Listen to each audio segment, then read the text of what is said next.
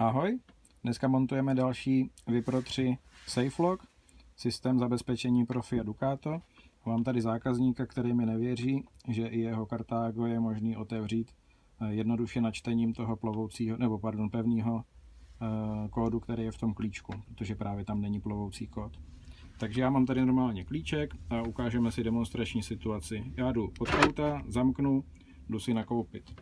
Mezitím mi před tím obchodem sedí hacker, který si teda čeká, až půjdu z obchodu. Zapne si to nahrávání, já přicházím k autu, zmačknu odemčení, jo, on si to načet. Auto se mi odemklo. Já jsem potom v kempu, on mě pozoroval, kam jsem jel, já si auto normálně zamknu, auto mám zamčený a jsem pryč někde na kafi. No a on, protože si předtím u toho obchodu nahrál ten kód, tak to otevře sám tím počítačem.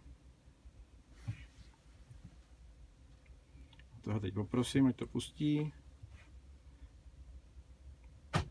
Vidíte, že aniž bych zmáčkl ten klíček, tak ten počítač v tom programu zopakoval ten kód a tím to auto otevřel.